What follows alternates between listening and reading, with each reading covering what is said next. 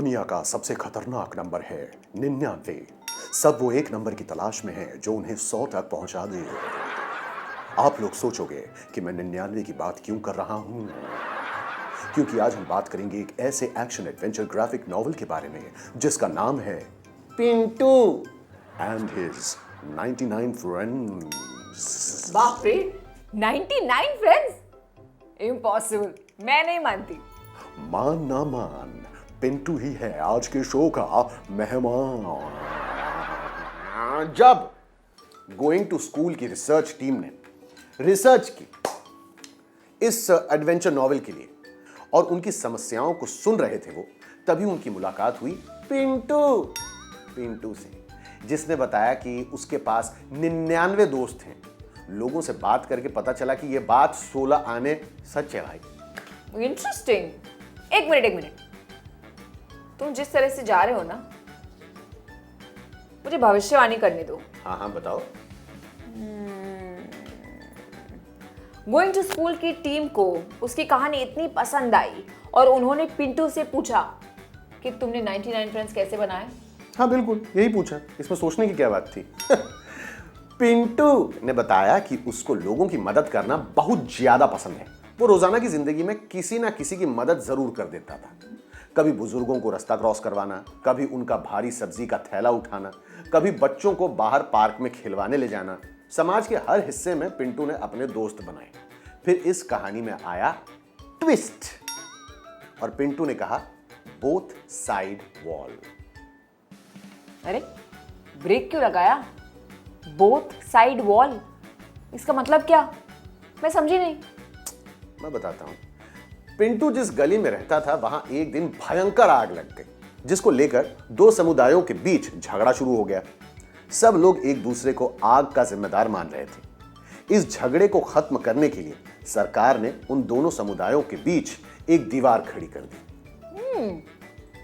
तो ये है पिंटू की कहानी। पिंटू एक ऐसा लड़का था जिसने ये शब्द कभी सुने ही नहीं थे। समस्या का समाधान करने वाला, उद्यमी, टीम वर्क, नेतृत्व, सामाजिक नेटवर्क आदि। लेकिन अनजाने में वो ये सब ऐसे ही कर रहा था। चलो देखते हैं पिंटू की कहानी का ट्रेलर। बड़े शहरों में छोटे की एंट्री, झुग्गी झोपड़ी, चोरी चकारी, हाथापाई। यहाँ पे सब इतना गंदा है, कोई कुछ करता क्यों नहीं? तभी आया एक आइडिया। ये कचरे का ढेर नहीं, सोने की खान है। अब चाकरी नहीं करनी मामू, बिजनेस करूंगा। सोने की नगरी में कचरे के लिए भी भाई। मैं यहाँ का कचरा किंग हूँ। अभी तो सिर्फ कचरा उठाया है राजन, इसके बाद तेरी बारी है। और तब भी एक सस्टेनेबल स्टार्टअप फंड का आइडिया हुआ करता था, जहां हमारे युवा अपने आइडिया पिच करके फंडिंग पा सकते थे। चलिए आज उसी पुराने पिच को वीडियो के जरिए देखकर जानते हैं कि आज के दौर में इसका चलन होना मुमकिन है भी या नहीं।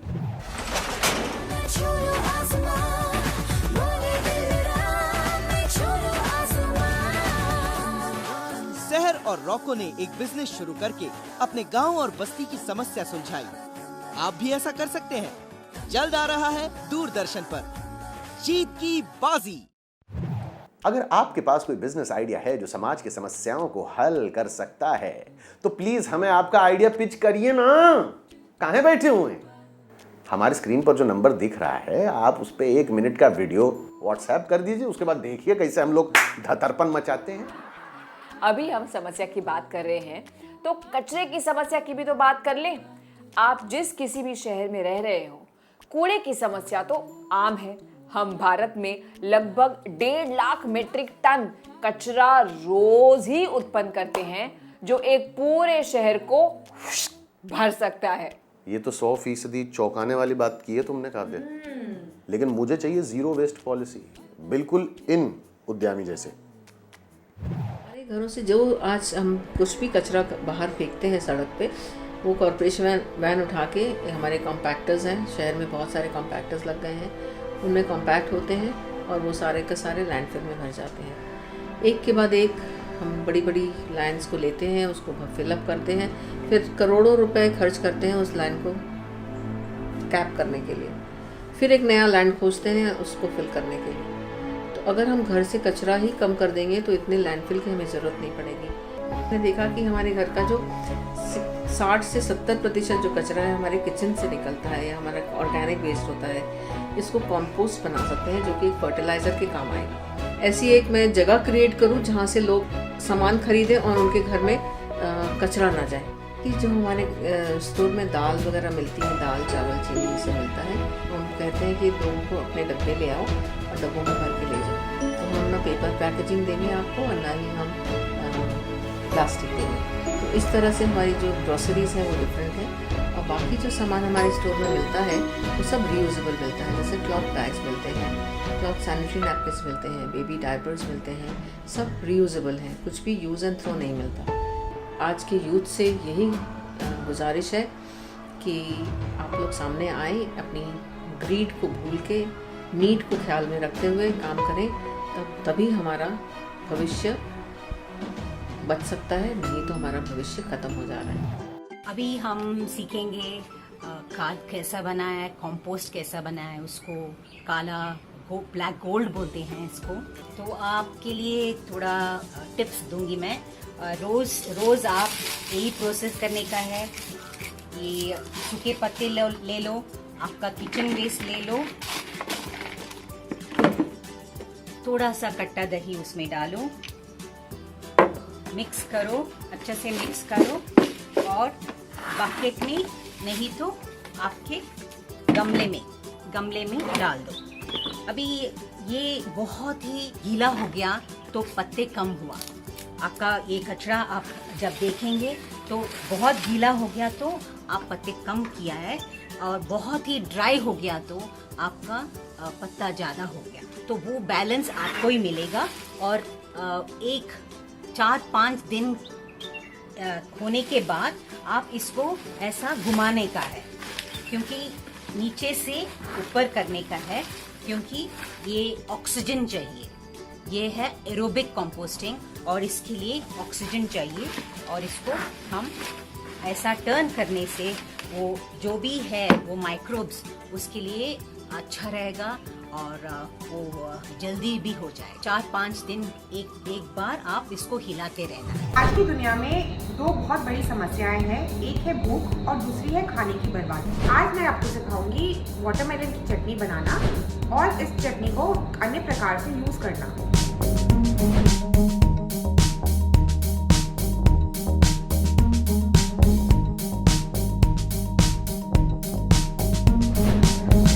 किसी भी चीज़ का छिलका इस्तेमाल करने से पहले बेहतरीन यही रहता है कि हम इसे अच्छे से धो लें और कभी कभी सिरके वाले पानी से धोना ही सबसे बेहतरीन रहता है। मैं अभी इस तरबूज के छिलके को पतला पतला काटूंगी। अब मैं आपको बताऊंगी इस चटनी में आपको क्या क्या चीज़ों की ज़रूरत है। शुरुआत करते हैं तेल के साथ। आपके पास जिस भी किस्म का तेल है, बेशक सरसों का हो या कोई भी वेजिटेबल तेल हो, आप उसे यूज़ कीजिए। प्याज, जीरा पाउडर, मिर्ची पाउडर, नमक, चीनी और हमारा वाटरमेलन का स्किन। अब हम डालेंगे इसके अंदर एक प्याज। अब हम इस प्याज को ब्राउन होने देंगे। देखिए अब ये प्याज भूरा हो चुका है। अब हम इसमें डालेंगे अपनी वाटरमेलन का छिलका। तरबूज के छिलके से इसका फुल टेक्सचर चेंज हो जाएगा। इसके बाद हम इसमें सारे मसाले डालेंगे। लाल मिर्ची पाउडर, जीरा पाउडर। मैंने आपको कहा था कि आप इसको चटनी की तरह इस्तेमाल कर सकते हैं, लेकिन आप इसको सब्जी की तरह भी खा सकते हैं। दाल, तरबूज के छिलके की सब्जी और चावल, वाह! आप चीनी अपने अनुसार डालिए। अब हम इसी चटनी के अंदर थोड़ा पानी डालेंगे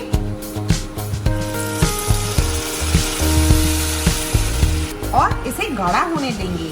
और आपको अपना कुकिंग टाइम और कम करना है तो इसे कवर कर लीजिए।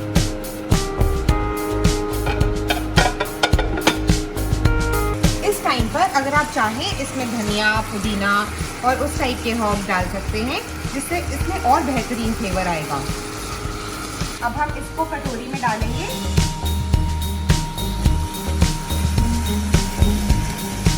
अब हम इसमें थोड़ी सी कलौंजी डालेंगे, हल्का सा मिक्स कीजिए। हमारी चटनी अब तैयार है। मैं इसको चपाती के साथ खाऊंगी। पिछले 30 वर्षों में हमने पर्यावरण के विनाश को बढ़ाया है और इन सब पर्यावरण प्रदूषण के कारण हमारा स्वास्थ्य प्रभावित हो रहा है। इसलिए हमारा परिवार एक ऐसा घर चाहता था जो पूरी तरह से पर्यावरण के अनुकूल हो और कम लागत का भी हो। आप यहाँ जो देख रहे हैं वो एक घर है जिसे हमने लगभग 10 साल पहले बनाया था। हाय, मैं दास हूँ। मैं एक मैकेनिकल इंजीनियर हूँ। इसलिए हमने इस घर के निर्माण में रीयूज और रिड्यूस के सिद्धांत का उपयोग किया। आप यहाँ जो लकड़ी देख रहे हैं वो पैकिंग के मामले में पूरी तरह से अलग है। टॉयलेट में commode, wash basin, pipe fitting और ग्लास ज़्यादातर ध्वस्त इमारतों से बने हैं जो कि रिड्यूस का हिस्सा हैं। घर में एक भी टाइल नहीं है, फर्श सभी सीमेंट का है और हमारे पास एक छत है जो नालीदार बांस की चादरों से बनी है। हमारे पास वर्षा जल संचयन है। हमारे पास ग्रे वाटर हार्वेस्टिंग है। मेरा वाहन पिछले 20 वर्षों से एक साइकिल है। मेरा कार्यालय जयनगर में है, यानी 13 किलोमीटर दूर। हर रोज़ साइकिल पर 26 किलोमीटर जाता हूँ। इसके अलावा मैं सार्वजनिक परिवहन का उपयोग करता हूँ। इस घर को बनाने में हमें लगभग 7 महीने लगे। इसने बनने में लगभग 1/3 समय लिया और लागत का 1/3 भी लगा। यह पारंपरिक तकनीक नहीं है।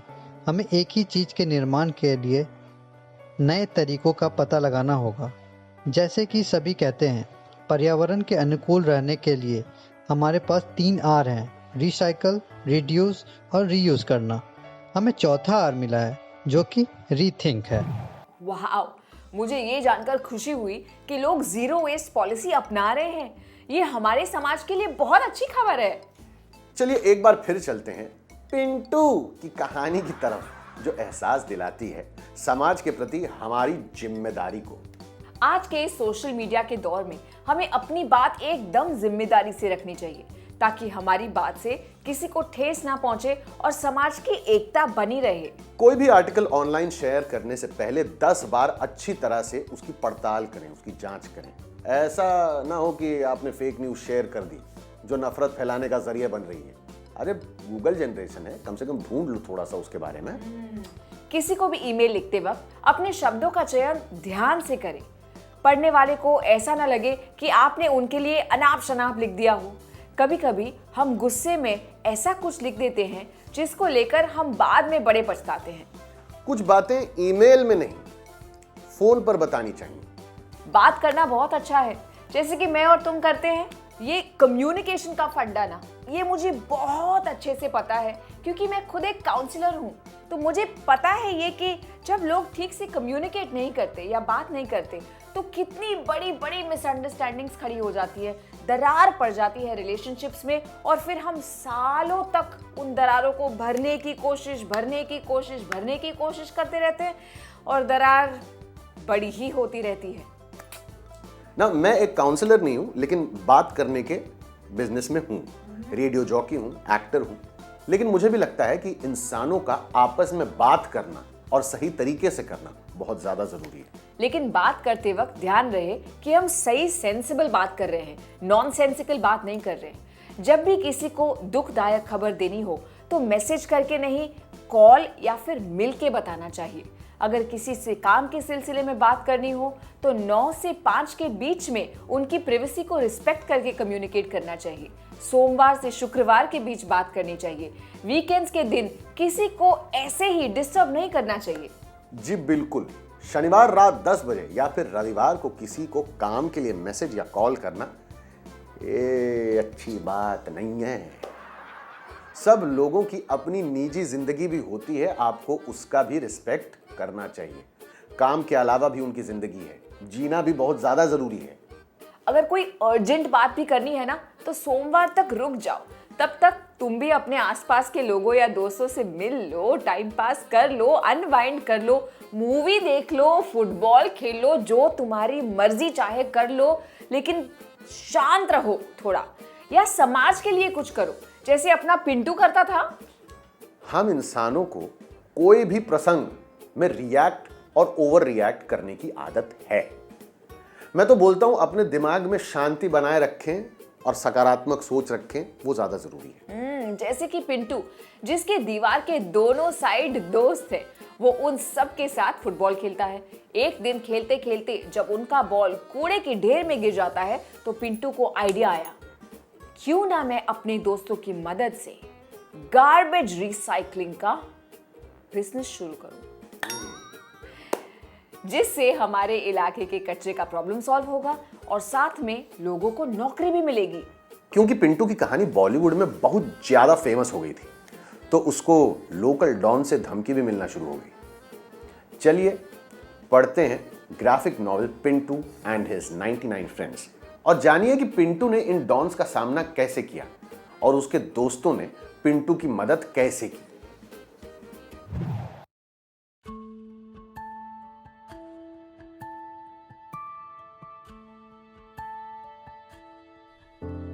दोस्तों, क्यों ना एक फुटबॉल मैच हो जाए?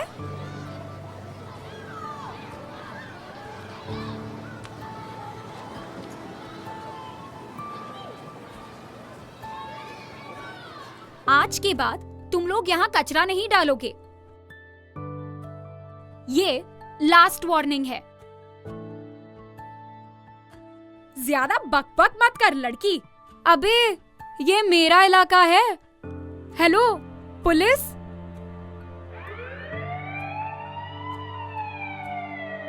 तुमने मुझे बुलाकर बहुत अच्छा काम किया पिंटू, गुड जॉब। आसपास इतना कचरा है और खेलने के लिए प्लेग्राउंड भी नहीं है। मेरी सबसे बड़ी ताकत मेरे दोस्त ही है।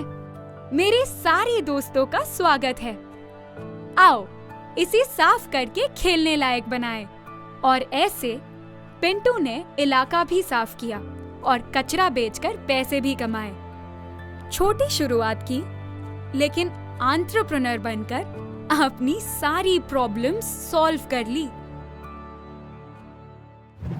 जिस तरह से गोइंग टू स्कूल की रिसर्च टीम ने पिंटू की कहानी बताई है, बहुत ज़्यादा इंटरेस्टिंग तो है ही, लेकिन साथ साथ एंगेजिंग भी है और इंस्पायरिंग भी है। प्रोत्साहन हम सबको देती है। क्या बात है?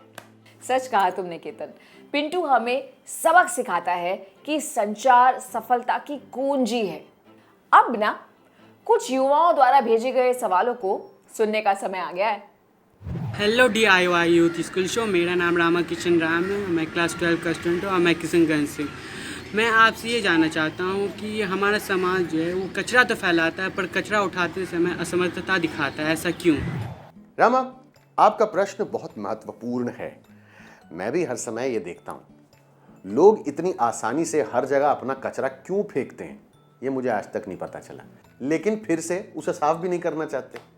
मैं आपको, हमारे युवा दर्शकों को चुनौती देता हूं, चैलेंज, कि आप इसका हल निकालें।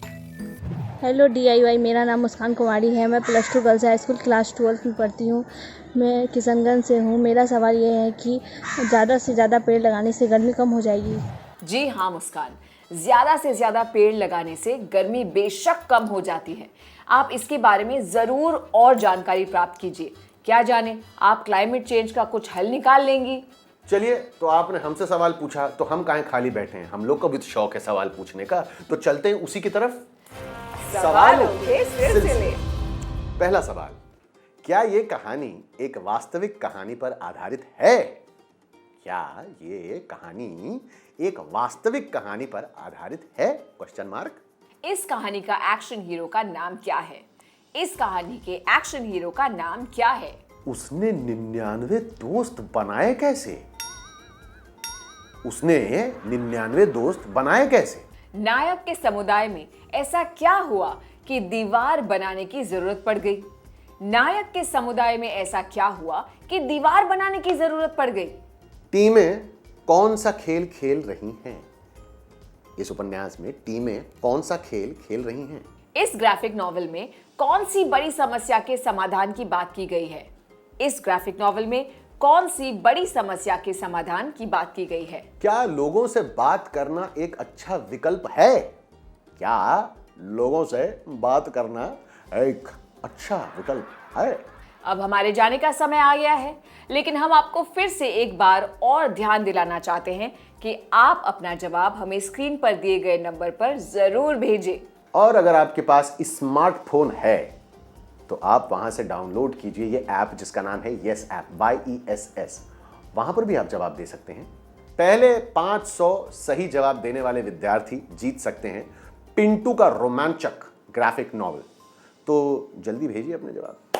और अगर आपकी उम्र 18 से 23 वर्ष तक की है और आपके पास कोई पर्यावरण हितैषी बिजनेस आइडिया है तो आप हमें आपकी आइडिया एक छोटी सी 1 मिनट की वीडियो के माध्यम से व्हाट्सएप कर दें। और मेरा पता है मन क्या कर रहा है, मैं बाहर जाऊं और फुटबॉल मतलब लात मार मार के यार उसका मतलब टेनिस बॉल बना दूं और पसीने से बिल्कुल लथपथ। मतलब फुटबॉल तो मुझे नहीं जमती, लेकिन फुटबॉल के बॉल से वॉलीबॉल खेल सकते हैं ना? थोड़ा दुखेगा वो चलेगा। तो चलो चलो चलो और उठो। निकलोगी कहाँ से? बाय तुम बोल दो। Bye bye. आओ बैठो मेरे स्कूटर काव्या पे। सेडानी और केतन सिंह की तरफ से इसमें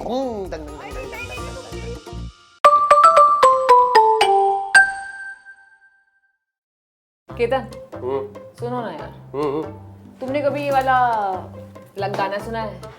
जन्मों के साथ ही हम साथ हैं, या लोगों को ये बोलते हुए सुना है कि यार साथ में ना बड़ा मजा आता है, सबके साथ मजा आता है, सबके साथ मजा आता है। छी क्या? ऑफ कोर्स सुना है, ऑफ कोर्स सुना है, लेकिन इसका हमारे आज के शो से क्या लेना देना है? अरे बहुत गहरा मतलब है, क्योंकि हम बात कर रहे हैं पावर ऑफ यूनिटी यानी एकता के बारे में। अगर हम साथ मिलकर काम करें तो किसी भी समस्या को जड़ से उखाड़ फेंक सकते हैं। अपना भी यही मानना है कि साथ काम करने से हौसला भी बुलंद होता है और हम अपने लक्ष्य की तरफ और तेजी से आगे बढ़ जाते हैं। इसमें मुझे एक गाना याद आ रहा है, साथी हाथ बढ़ाना, साथी हाथ बढ़ाना। आपको बहुत गाने याद आ रहे हैं आज। एक अकेला थक जाएगा मिलकर मौज उठाना। सॉरी मेरी बेसुरी आवाज के लिए। He is the singer between us. ये मानती है कि इसकी आवाज बेसुरी है, वही बहुत बड़ी बात है। लेकिन तुमको याद है वो खरगोश और कछुए वाली कहानी जिससे हमें सीख मिलती थी कि जल्दी का काम शैतान का होता है? याद है? हड़बड़ी में काम करने से धोखा हो सकता है। It is like starting a sustainable business. समय लगेगा शुरू होने के लिए, लेकिन एक बार सफलतापूर्वक चलने पर ना बाकी बिजनेसों को कड़ी टक्कर दे सकता है। मुझे ऐसा लगता है लड़कों से ज्यादा ना लड़कियों में आपसी एकता होती है और यही एकता काम आती है लड़कियों की स्कूली शिक्षण जारी रखने के लिए। एक दूसरे की मदद करना, स्कूल में नए फ्रेंड्स बनाना, अपने दोस्त का मुश्किल वक्त में साथ देना और उसकी सुरक्षा करना लड़कियां बखूबी जानती हैं। हमसे है जमाना सारा, हम जमाने से नहीं। हाँ तो बिल्कुल सही कह रही हो। स्कूल से लेकर घर तक एक सपोर्ट सिस्टम होने से लड़कियां अपने आप को स्कूल जाने में सुरक्षित महसूस करती हैं। जैसे 3 से 4 लोगों के ग्रुप में सुबह स्कूल जाना और फिर स्कूल से घर आना, बस में साथ जाना, किसी को भी पीछे ना छोड़ना, टिफिन ब्रेक में साथ मिलकर खाना, ये सब बातें बहुत मायने रखती हैं। अगर कोई दोस्त बहुत दिनों से स्कूल नहीं आई है तो उसके घर जाकर उसकी तबीयत हाल चाल पूछना, अरे आई क्यों नहीं हूँ, कितना मिस किया, करते हैं ना ये, बहुत करते हैं, मैंने देखा हुआ है, मैं अपने कजिन्स को देखता हूँ। और कभी भी रात के अंधेरे में अपने किसी दोस्त को अकेले घर न जाने देना। तू अकेले कैसे जाएगी, मैं छोड़ती हूँ अपनी स्कूटी पे, चल। ये करने से ना लड़कियों के बीच स्कूल ड्रॉप आउट के मामले भी कम हो जाते हैं। अगर कोई लड़की इस वजह से स्कूल नहीं आ रही है क्योंकि उसका परिवार उसकी शादी करवाना चाहता है तो आप लोग की जिम्मेदारी है कि आप एक बार उसके माता पिता से कम बात करें। लड़की के माता पिता को बताओ कि वो लोग गलत कर रहे हैं क्योंकि उनकी लड़की आगे पढ़ना चाहती है। अगर लड़की पढ़ लिख गई तो अच्छी नौकरी पा सकती है, खुद का बिजनेस शुरू कर सकती है और परिवार को अपनी कमाई से मदद कर सकती है और खानदान का नाम इसमें क्या रोशन नहीं होता। आपको ग्रेड 12 के बाद क्या करना है इसकी जानकारी स्पष्ट होनी चाहिए। आप क्या करना चाहते हो, इसका प्लान आपके पास रेडी होना चाहिए यहाँ। वैसे जरूरी नहीं कि सब कुछ प्लान के हिसाब से ही हो। अगर आपको लग रहा है कि कोई चीज आपको रोक रही है अपना लक्ष्य हासिल करने में, तो सबसे पहले अपने दोस्त, पेरेंट्स या टीचर्स को आप बात करके देखिए उनके साथ। अगर उसके बाद भी आपके मन में शांति नहीं हुई है तो ऐसी बहुत से हेल्पलाइन नंबर्स हैं जहां पर आप बात कर सकते हैं, आपके मन का दुख हल्का कर सकते हैं। जैसे कि पुलिस, मानसिक स्वास्थ्य, महिला विभाग हेल्पलाइन। बस नंबर डायल कीजिए और अपनी समस्या उनको बताइए। ये सब विभाग हम औरतों को एक सुरक्षित वातावरण देने में बहुत मदद करते हैं। हम लड़कों को भी औरतों की मदद करनी चाहिए। घर गृहस्थी के काम मर्द और औरतों को मिल बांट के करने चाहिए। लेकिन होता क्या है, वही ऑफिस से लौटते हैं, जूता और मोजा खुद उतारने की औकात नहीं होती। चाय बना दो, रिमोट सामने पड़ा है, उसके मुंह पे मारो। हमारे पास 2 टूल किट्स या टूल बॉक्सेस या गाइड बुक्स हैं जो आपकी मदद कर सकते हैं for a new life plan, जिसमें आपको सीखने मिलेगा कि आप कैसे सुरक्षित रहें, अच्छी तरह से पौष्टिक खाना खा के आपकी तबीयत सुधारें, कैसे बिजनेस प्लान बनाएं। इसके जरिए आपको नए करियर्स और पर्यावरण हितैषी उद्यमों की नॉलेज भी मिल सकती है। इस टूल किट का नाम है a girl's guide to the 21st century India. अगर इनके पास कुछ है तो क्या हमारे पास कुछ नहीं है? ये देखो हमारे पास क्या है, a boy's guide to 21st century India. आपको एक मैप मिलेगा जिससे आपको टूल किट ढूंढ निकालना है, जिसमें आपको अपनी कहानी का चयन करना है और सेल फोन की मदद से आपको बार कोड सिलेक्ट करना है। आपका चयन किया हुआ बार कोड आपको ऑनलाइन ले जाएगा जहां आप शॉर्ट मूवी देख सकते हो। Oh wow, that's damn cool यार। मैं क्या बोलती हूँ ना, हमारे पास भी ना अभी बहुत फ्री टाइम है, कोई एक मूवी अभी देख लेते हैं। हाँ, रेडी? एक्शन। जो रात का ब्रश है वो बहुत महत्व का है। पूरी रात 8 घंटे 7 घंटे हम लोग सोते हैं, जो भी कचरा अटकता है दांतों के बीच में वो पूरी रात सड़न पैदा करता है और उसके वजह से कैविटी इतना नस तक चला जाता है कि हम लोग को एक प्रोसीजर करना पड़ता है, रूट कैनाल में हम लोग को नस को मार के वहाँ पे ट्रीटमेंट करके वहाँ पे कैप चढ़ाना पड़ता है, जो बहुत ही एक्सपेंसिव ट्रीटमेंट होता है। इससे अच्छा आप साफ रखेंगे तो आप अपने दांतों को जितना लंबा खींच सके, बिना दांत निकाले, बिना दांत में फिलिंग किए, वो बहुत इंपॉर्टेंट है। और 6-6 महीने में, 1-1 साल में आपके आजू बाजू कोई भी डेंटिस्ट है वहां पे जाके दांतों को दिखाना चाहिए, क्योंकि एक तो सब लोगों को लगता है स्माइल के लिए दांत चाहिए, गर्ल्स हैं तो स्माइल के लिए दांत बहुत इंपॉर्टेंट है, बट खाने के लिए भी दांत इंपॉर्टेंट है, क्योंकि पीछे के दांत अगर नहीं होते हैं तो आपके हड्डी में, आपके जॉइंट में, और उसकी वजह से आपको हेडेक्स और बहुत सारे ब्रेन में प्रॉब्लम आ सकते हैं, बिकॉज आपके पीछे के दांत नहीं है। तो हम लोग को अच्छा लगता है आगे के दांत अच्छे हैं। पूरी तरह से आगे पीछे सब दांतों का इलाज भी, चेकअप भी और उसका केयर भी रखना बहुत इम्पोर्टेंट। हो सकता है किसी को अपनी बेटी से कोई प्रॉब्लम है, किसी को अपने हस्बैंड से कोई प्रॉब्लम है, वो किस टाइम बाहर निकलता है, किस टाइम घर के अंदर जाता है, किस किस से मिलता है, you know their entire schedule.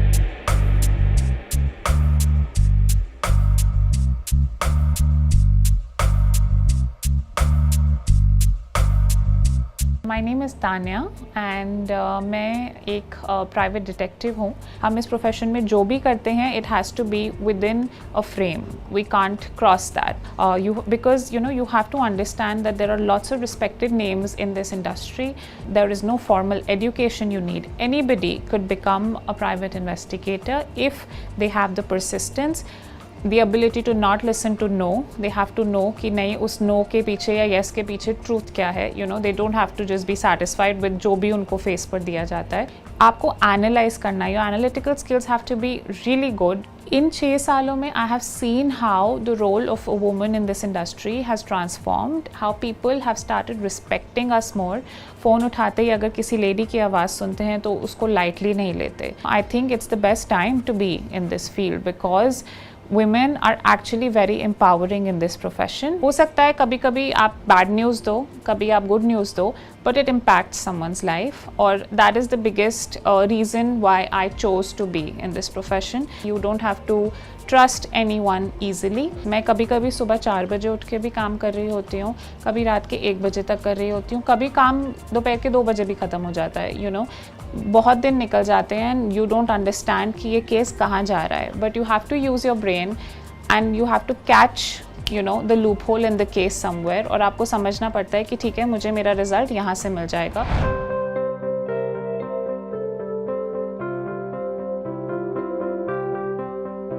मैं जिस जगह से बिलोंग करती हूँ, बहुत रूरल एरिया से आती हूँ। मैं जब अपनी स्टडी करने जाती थी, पहली बात तो मेरे गांव से परमिशन ही नहीं थी मुझे पढ़ाई करने की। जब मैं जाती थी, मुझे पता था कि उस 1-2 किलोमीटर जब मैं साइकिल से जा रही हूँ तो कम से कम 5-6 ऐसे पॉइंट होते थे जहाँ लड़कों की गैदरिंग होती थी और वो मुझ पे भद्दे भद्दे कमेंट करते थे।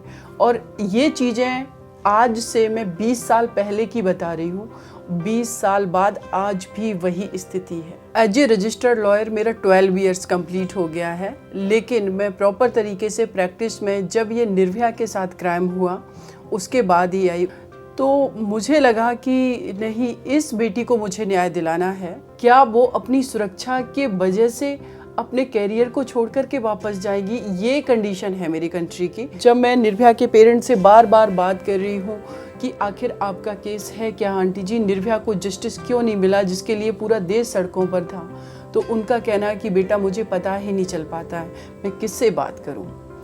देन मैं इस केस में एडवोकेट बनी। मैंने सुप्रीम कोर्ट में लिस्टिंग के लिए जाना शुरू किया। With in a period in चारों अपराधियों को फांसी दी गई फाइनली। वो 20 मार्च 2020 की डेट थी। जैसे वकालत हो गया, पॉलिटिक्स हो गया, इन सारी चीज़ों में अभी भी हमारी सोसाइटी में लोग इसको फीमेल के लिए, मतलब उनको लगता है कि ये इनके फेवर का वर्क नहीं है, ये इसमें इनको नहीं करना चाहिए। तो जो ट्रेंड है, ट्रेडिशंस हैं, इनको हमें ब्रेक करना पड़ेगा और ये फीमेल ही करेंगी। टूल किट्स की एक अच्छी बात यह है कि they are similar but different, यानी वे समान हैं लेकिन अलग अलग। लेकिन जो मुख्य मुद्दा है ना, वो छूटता ही नहीं है। वो है how to make a plan. अलग अलग तरीकों से जिसमें आपको दोनों पक्षों की कहानी सुनने को मिलती है। अगर आपको हमारा टूल किट ट्राई करना है तो नीचे दिए हुए नंबर पर संपर्क कीजिए। हमारी गोइंग टू स्कूल की टीम आपसे जल्द से जल्द संपर्क करेगी। जब तक हम ये सोचें कि टूल किट के अंदर क्या होगा, तब तक आप लोग हमारा ग्राफिक नॉवेल जरूर पढ़ना, जो बताता है कि साथ में काम करने के क्या क्या फायदे हैं। आज की कहानी इस प्रकार है। कालिंदी को पता लगता है कि लो एडमिशन और लो अटेंडेंस की वजह से उसका स्कूल हमेशा के लिए बंद होने वाला है। उसके पिताजी इसी बात का फायदा उठाकर उसकी शादी कराना चाहते हैं। तब कालिंदी अपने गांव में कुछ औरतों को आमंत्रित करती है, जिनका काम है लड़कियों को स्कूल जाने के लिए प्रेरित करना और पेरेंट्स को समझाना कि उनके बच्चों को स्कूल भेजें, खासकर लड़कियों को, जिससे स्कूल बंद ना हो और बच्चों की पढ़ाई का नुकसान ना हो। Kalindi is an action hero. वो अपने गांव की लड़कियों को लेकर एक फील्ड ट्रिप पे निकल पड़ती है, जहां वो ऐसी औरतों से मुलाकात कर सके जो अपनी फील्ड में माहिर है। जी बिल्कुल, जैसे कि सीईओज, सौर इंजीनियर यानी कि सोलर इंजीनियर, महिला पुलिस कर्मी, मधुमक्खी पालक, जैविक किसान, उद्यमी जो लॉजिस्टिक्स कंपनी चलाते हैं, महिलाओं का मोटर ड्राइविंग स्कूल चलाते हैं। ये इतना ज्यादा इंस्पायरिंग हो रहा है ना, देखो रोंगटे खड़े हो गए। मेरे पास एक सवाल है, क्या लड़के भी लड़कियों के साथ इस ट्रिप पे जा सकते हैं? यह तो पता लगाना पड़ेगा, चलो पता लगाते हैं। अवसरों का संसार कहानी यह बताती है कि जब लड़कियां स्कूल में रहने और अपनी शिक्षा पूरा करने का फैसला करती हैं, तो कैसे दुनिया बदल जाती है। कालिंदी उत्तर बिहार के एक दूर दराज गांव के एक स्कूल में पढ़ने वाली 16 वर्षीय लड़की है। उपस्थिति कम होने के कारण स्कूल बहुत जल्द बंद होने वाला है। उसके शिक्षक ने कक्षा को सूचित किया। कालिंदी के पिता ने कहा, तुम शादी करोगी। कालिंदी दुविधा में है। वह इतनी जल्दी शादी नहीं करना चाहती, लेकिन अगर वह स्कूल में रहती है तो भी संभावना है कि वह अपनी शिक्षा पूरी नहीं कर पाएगी, क्योंकि स्कूल बंद होने वाला है। कालिंदी फैसला करती है कि उसे अभी करियर बनाना है। वह उद्यम या नौकरी करना चाहेगी। उसे ऐसा लगता है कि उसे और उसके दोस्तों को मार्गदर्शन के लिए किसी की जरूरत है। वह ऑनलाइन विभिन्न व्यवसायों की महिलाओं को खोजती है जिन्होंने अपने चुने हुए व्यवसायों में अध्ययन किया और करियर बनाया। वह एक सीईओ से अनुरोध करती है कि उनके स्कूल में आकर लड़कियों से बात करें। कालिंदी लड़कियों के माता पिता को भी मनाती है कि वे अपने लड़कियों को विभिन्न व्यवसायों में काम करने वाली महिलाओं से मिलने के लिए फील्ड ट्रिप पर जाने की अनुमति दें। लड़कियों को उनकी माताएं और शिक्षक प्रोत्साहित करते हैं। लड़कियां विभिन्न व्यवसायों की महिलाओं से मिलती हैं। सौर प्रकाश उद्यमी, ज्योति मधुमक्खी पालक, समीरा जैविक किसान और रीवा खेल कोच। लड़कियों के हजारों सवाल हैं। अब लड़कियों के पास बहुत सारी योजनाएं हैं कि वे अपने जीवन में क्या कर सकती हैं। इस वजह से उनके माता पिता अब उन्हें स्कूल में रखना चाहते हैं, जिससे उपस्थिति और नामांकन बढ़ रहा है। जिला शिक्षा अधिकारी कहते हैं, इस कारण से मैं स्कूल को खुला रखूंगा। कालिंदी और उसके दोस्त अपनी पढ़ाई पूरी करते हैं। कालिंदी एक लड़ाकू पायलट बन जाती है और उसके दोस्त वकील, डॉक्टर, जैविक किसान आदि को अपना पेशा बनाते हैं। यही होता है जब लड़कियां स्कूल में रहकर अपनी शिक्षा को पूरा करती हैं। क्या आपको यह कहानी अच्छी लगी? क्या आप भी यह जानना चाहते हैं कि अपनी शिक्षा समाप्त करने के बाद आप अपने जीवन में क्या कर सकते हैं? इस कहानी से हमें यह सीख मिलती है कि एक कामयाब औरत कई सारी लड़कियों को प्रेरित कर सकती है। इसीलिए औरतों का अलग अलग क्षेत्र में काम करना बहुत जरूरी है, जिनको देखकर स्कूल जाने वाली लड़कियां अपनी जिंदगी का लक्ष्य तय कर सके। औरतों की कामयाबी में मर्दों का भी अहम रोल है। जिंदगी के हर कदम में मर्दों को औरतों को सपोर्ट करना चाहिए ताकि उनकी कामयाबी में इनका बड़ा योगदान हो। आप अभी से ही एक शुरुआत कर सकते हैं। हमारे पहले दिन की प्रोजेक्ट एक्टिविटी कहती है कि बाहर जाकर ऐसी औरतों का इंटरव्यू ले जिन्होंने अभी अभी अपना नया बिजनेस या स्टार्टअप शुरू किया है। ग्रुप 4 लोगों का होना चाहिए, जिसमें 2 लड़कियां और 2 लड़के हों। फिर अगले भाग में प्रोजेक्ट जो है मजेदार हो जाता है। आपको किसी उद्यमी के परिवार का इंटरव्यू लेना है और पूछना है कि आपने उनको सपोर्ट किया कैसे। फिर अपने माता पिता के सामने एक प्रेजेंटेशन पेश कीजिए और बताइए कि इस प्रोजेक्ट से आपको क्या सीखने मिला और आपका लाइफ प्लान क्या है। स्कूल के बाद आप क्या करना चाहते हैं? उसके बाद हमें फिर आपका सुझाव लिख के भेजिए और बताइए कि आपको 12th ग्रेड यानी 12वीं के बाद करना क्या है। आपका लाइफ प्लान क्या है? How are you going to take everyone else along with you? How are you going to do it together? इन सब सवालों का जवाब स्पष्ट रहना चाहिए। सबसे पहले आपको पता होना चाहिए कि आप रिसर्च क्यों कर रहे हैं, क्योंकि जब तक आपको क्यों का जवाब नहीं मिलता है तब तक आपका रिसर्च में भाग लेना व्यर्थ है। जैसा कई सारी औरतों को नहीं पता है कि एक कानून है जिसका नाम है इक्वल रेम्यूनरेशन एक्ट ऑफ 1976, जो मर्दों और औरतों को समान रूप से सैलरी का हकदार मानता है। विकिपीडिया में जाकर आप इसके बारे में ज्यादा जानकारी पा सकते हैं। एक रिसर्च से पता चला है कि भारत की 60% से ज्यादा लड़कियां, औरतें घर से बाहर काम करने नहीं जा पाती। शादी, ब्याह, लड़का, बच्चा, नून तेल, लकड़ी, आंगन कुल संभाले के चक्कर में ज्यादातर औरतों का भारत में अपना काम छूट जाता है और उनके करियर पर लग जाता है ब्रेक। वैसे धीरे धीरे लोगों की सोच थोड़ी बदल रही है, पर फिर भी दिल्ली अभी बहुत दूर है। अगर परिस्थिति बदलेगी तो सिर्फ हमारे देश के युवा ही उसे बदल सकते हैं। बिल्कुल सही। और हमें बिहार में एक युवती से करियर की योजना के बारे में एक सवाल मिला है, तो चलो उस सवाल को पहले सुन लिया जाए। नमस्कार, मेरा नाम आरवी कुमारी है। मैं धनेश्वरी स्कूल की छात्रा हूँ। मैं पटना में रहती हूँ और मैं DIY सोच से एक सवाल पूछना चाहती हूँ कि आज के समय में लड़कियों को हर क्षेत्र में काम कर सके, इसके लिए उन्हें किन किन कौशलों में अच्छा होना चाहिए। आज के समय में लड़कियों का ज़्यादा से ज़्यादा स्कूलों में नामांकन करवाने के लिए हमें क्या प्रयास करना चाहिए? धन्यवाद। आपका शुक्रिया इस सवाल के लिए। आज के ज़माने में लड़कियों को आगे रहना ही चाहिए, इसीलिए लड़कियों को पहले तो निडर रहना चाहिए और विश्वास करें कि आप लड़कों से बिल्कुल कम नहीं। ये मेंटल हेल्थ के बारे में है। लड़कियां ऑलरेडी हर क्षेत्र में काम कर रही हैं, जहां मर्द ऑलरेडी मौजूद हैं। DIY शो, मेरा नाम मास सरवर है।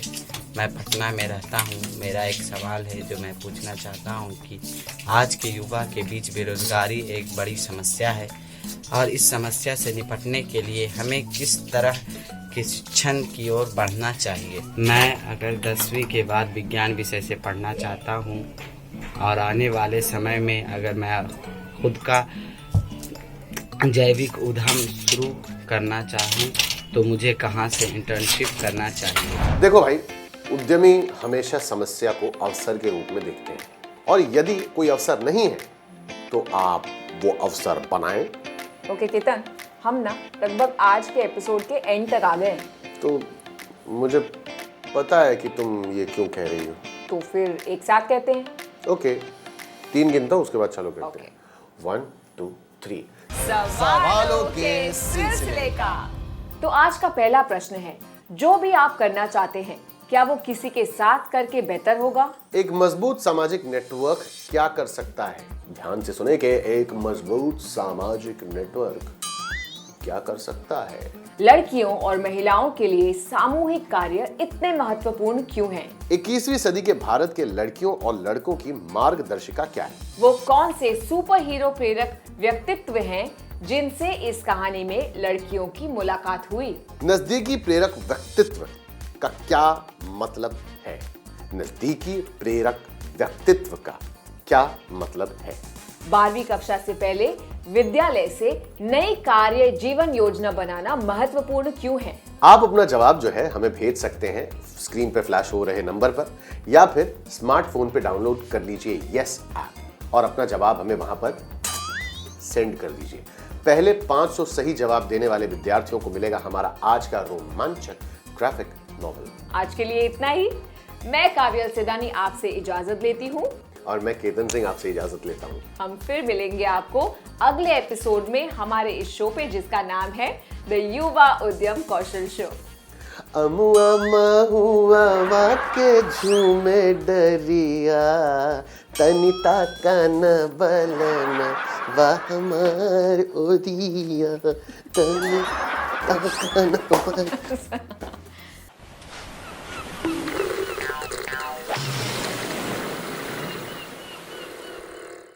नमस्कार, आज हम बात करेंगे उल्लाल की रानी अब्बक्काओं के बारे में। 1540 से लेके लगभग 1630 के बीच में उल्लाल में 2 रानी अब्बक्काएं थी। उल्लाल एक छोटा सा शहर है समुद्र किनारे पे जो मैंगलोर के पास है। तो पहले मैं उस दौर के बारे में आपको कुछ बताती हूँ। 1498 में वास्को डी गामा समुद्री मार्ग से भारत आया। ये पहली बार पुर्तगाली या कोई भी यूरोपियन भारत आए थे और इनकी जो नौसेना थी और नौसेना में जो तोपें थीं और जो इनकी बंदूकें थीं वो भारतीय तोपों से अच्छी थीं। तो फिर पुर्तगालियों ने पूरे हिंद महासागर पर अपना कब्जा जमा लिया। इन्होंने किले बनाए मोजाम्बिक से लेके ईरान, अरेबिया और पूरे भारत में गोवा, दमन और श्रीलंका तक, जिससे कि पूरा हिंद महासागर घिरा हुआ था। पुर्तगालियों ने अपना एक सिस्टम बनाया। इनका एक अनुमति पत्र होता था कार्टास, वो आपको इनसे खरीदना पड़ता था। उसके बिना अगर आपका जहाज़ हिंद महासागर पे जाता था तो वो उस पर कब्जा कर लेते थे। और क्योंकि इनके जहाज़ हमारे जहाज़ों से अच्छे थे तो ज़्यादातर कब्जा कर ही लेते थे। तो विजयनगर साम्राज्य खत्म होने के बाद भारत के पश्चिमी तट पे बहुत सारे छोटे छोटे राज्य थे। सदियों से ये अरेबिया और अफ्रीका से व्यापार करते थे अपने जहाज़ को भेज के। भारत से आप जानते ही होंगे, भारत से अधिकतर कपड़ा निर्यात होता था और काली मिर्च और दूसरे मसाले निर्यात होते थे। तो अब पोर्टुगीज चाहते थे कि ये सारा निर्यात का फ़ायदा उनको मिले, तो या तो वो खुद खरीद के अपने जहाज़ों में भेजते थे, या फिर अगर कोई भी राज्य उसको भेजना चाहता था तो उनको पोर्टुगीज़ को पैसे देने पड़ते थे। तो जाहिर है ये चीज़ कौन मानेगा, जो खुद व्यवसाय कर रहे हैं इतने सालों से, वो किसी और को पैसे क्यों देंगे। तो बहुत लड़ाइयाँ हुई और पोर्टुगीज़ हावी हो गए। इसी माहौल में उल्लाल का ये छोटा सा राज्य था, वहाँ पे चौटा वंश का राज्य था। ये जैन थे और 400 साल पहले 12वीं शताब्दी में आके इन्होंने अपना यहाँ राज्य स्थापित किया था। अब इस राज्य के बारे में मैं आपको कुछ एक अनूठी चीज़ बताऊंगी। दक्षिण भारत में, खासकर केरल में, एक उत्तराधिकार का अलग तरीका होता है, उसको मरुमक्कथियम कहते हैं। तो ज़्यादातर हम ये देखते हैं कि राजा है तो राजा का पुत्र अगला राजा बनता है, पर जहाँ मरुमक्कथियम है वहाँ राजा की बहन का लड़का हमेशा राजा बनता है। तो राजवंश का उत्तराधिकार आपको महिलाओं के द्वारा मिलता है। उल्लाल के राज्य में मरुमक्कथियम प्रचलित था। तो वहाँ के जो राजा थे तिरुमल राय, उनके बहन के कोई लड़का नहीं था, एक लड़की थी अब्बक्का। तो उन्होंने निर्णय किया कि मैं इसी को राजा बनाता हूँ। तो अब्बक्का को राजकुमारों वाली शिक्षा मिली, वो धनुर्विद्या, राजनीति, शास्त्र, जो भी राजकुमारों को सिखाया जाता है वो सब अब्बक्का को सिखाया गया। उनकी बाद में रानी अब्बक्का की बाद में मैंगलोर के राजा से शादी हुई। वो कुछ दिन चली नहीं, फिर वो अपने राज्य में रहती थी, मैंगलोर वाले राजा अपने राज्य में रहते थे। अब रानी अब्बक्का व्यापार करती थी। तो तिरुमल राय की मृत्यु के बाद अब्बक्का अब उल्लाल पे राज करने लगी। उनका बिल्कुल मन नहीं था कि वो अपने जहाज भेजना बंद करे, तो उसके जहाज अरेबिया जाते थे और पोर्टुगीज के साथ झड़पें होती थी। आखिर में पोर्टुगीज, जिन्होंने तब तक मैंगलोर पे भी कब्जा कर लिया था, उन्होंने एक नौसेना भेजी उल्लाल को विजय करने के लिए। वो उल्लाल पे कब्जा पा गए। रानी अब्बक्का किसी तरह भाग के एक मस्जिद में छिप गई। रात में वो 200 सैनिकों को लेके बाहर निकली और जो पोर्टुगीज जनरल था उसको मार दिया। पोर्टुगीज भागने लगे, अपनी नौसेना में गए और वापस मैंगलोर की तरफ जाने लगे। रानी ने पीछा किया और आखिर जो एडमिरल मैस्केरान्हास थे उनको भी मार दिया। अब पोर्टुगीज बहुत नाराज हुए। अगले कुछ साल रानी बीजापुर और कैलीकट इन सब से मिलके पोर्टुगीज के साथ झगड़ा करती रही, अपने जहाज़ों को भेजती रही। आखिर में हैरान होके 1581 में 13-14 साल रानी ने पोर्टुगीज को बहुत चकमा दिया था, पर 1581 में उन्होंने पोर्टुगीज ने एक बड़ी फौज इकट्ठी करी और गोवा उनकी राजधानी थी, वहां से वो फौज आई और उन्होंने उल्लाल पे बहुत बुरी तरह हमला किया। उल्लाल नष्ट हो गया और रानी अब्बक्का उनसे लड़ते हुए समुद्र तट पे मारी गई। पर क्या कहानी यहाँ खत्म होती है? नहीं, क्योंकि एक और रानी अब्बक्का हुई उनके वंश की, जिन्होंने 1618 में पोर्टुगीज को बहुत बड़ी शिकस्त दी। इस रानी अब्बक्का का एक जहाज मक्का से लौट रहा था, उसमें बहुत सारा धन था, उस पे पोर्टुगीज ने कब्जा कर लिया। ये रानी को बिल्कुल बर्दाश्त नहीं हुआ। उसने अपने राज्य के कई मछुआरों को लिया, जैसे कि मोगावीरा थे, वहां पे मोपला थे, मुसलमान मछुआरे थे। वो सब अपनी छोटी छोटी नाव में बैठ के रात में पोर्टुगीज नौसेना के बीच में घुस गए और वहां पे अग्निवान और नारियल से बनी मशाले लेके उन्होंने इन सब जहाजों को रात में जला दिया। पोर्टुगीज नौसेना को उल्टे हाथ लौटना पड़ा। ये जो चीज हुई ये पूरे हिंद महासागर में फैल गई। आप ये सोचिए, जिन पोर्टुगीज से लड़ने में मुगल, जो पारस के सम्राट थे, शाह अब्बास, ये सब घबराते थे। मुगल सम्राट अकबर तक पोर्टुगीज से कार्टाज लेते थे जब उनके परिवार का कोई मक्का जाना चाहता था हज करने। ऐसे पोर्टुगीज की नौसेना रानी अब्बक्का ने जला दी। इसका हमें कुछ अंदाजा मिलता है। एक इटालियन यात्री थे पिएट्रो डेला वाले, जो भारत आए थे उस वक्त। तो आते वक्त वो पर्शिया में, आज के ईरान में, वहाँ के शाह अब्बास राजा से मिले थे जो बहुत ही ताकतवर और मशहूर थे। तो जब शाह अब्बास ने सुना कि पिएट्रो इंडिया जा रहा है, उसने सुना कि वो भारत जा रहा है, तो उसने कहा कि आप जरूर उस रानी अब्बक्का से मिलिए जिसने इतने भयानक पोर्टुगीज नौसेना को हरा दिया। तो जब पिएट्रो डेला वाले आया तो वो धीरे धीरे करके रानी अब्बक्का से मिलने गया। बहुत छोटा सा राज्य था, आप जागीरदारी ही समझ लीजिए। एक गांव मानल में उनको आखिर रानी अब्बक्का मिल गई। उस वक्त उनकी 40 या कुछ की उम्र होगी। पिएट्रो डेला वाले बताते हैं कि उनको बहुत अचंभा हुआ क्योंकि वो बहुत साधारण कपड़ों में थी, नंगे पांव घूम रही थी, वहां पे कुछ सिंचाई की नहर बनवा रही थी, 2-4 लोग थे उनके साथ। और वो सोचे कि इतनी बड़ी सेना को मात देने वाली रानी इतनी सिंपल, इतनी साधारण हो सकती थी, वो उनको बहुत ही अजीब लगा।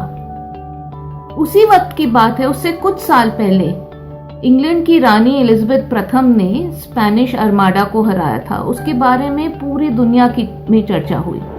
आज भी हम उसके बारे में बात करते हैं। वही चीज हमारे यहाँ की रानी अब्बक्का ने किया, ये बात किसी को मालूम नहीं है। तो ये एक हैरत की बात है। तो इस रानी अब्बक्का के बारे में सिर्फ उस इलाके के लोगों को मालूम है।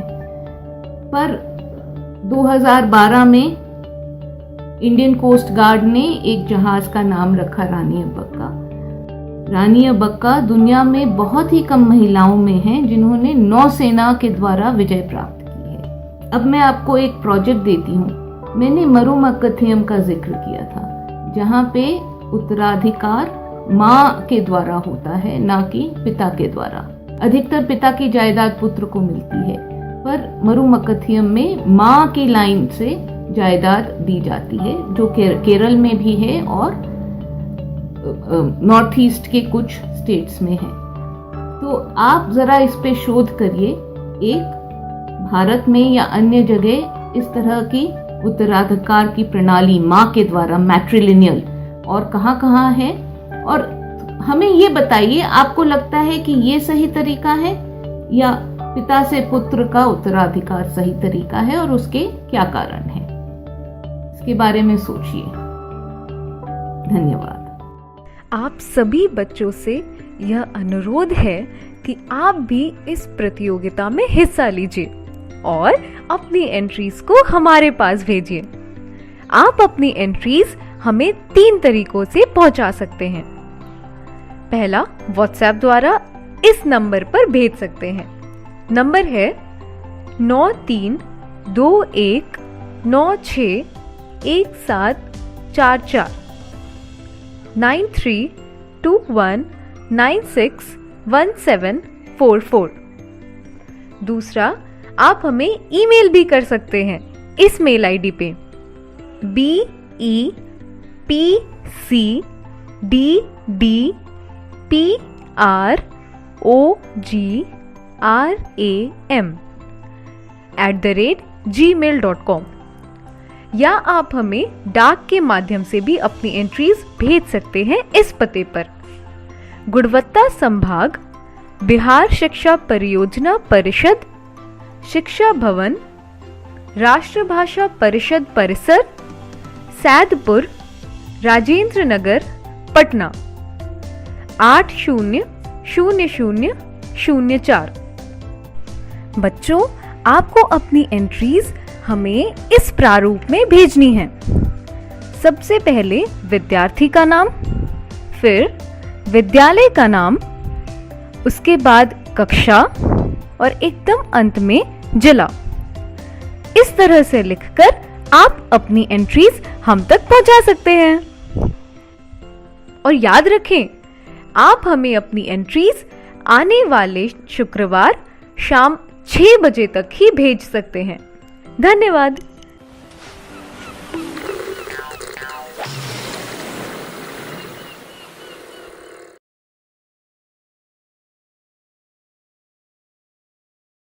नमस्कार। हमारा देश और पूरा विश्व आज कोविड-19 की चुनौती का सामना कर रहा है। कोविड-19 अभी खत्म नहीं हुआ है। ऐसे में हमारा फर्ज है कि हम सतर्क रहें। इसलिए जब तक दवाई नहीं तब तक कोई ढिलाई नहीं।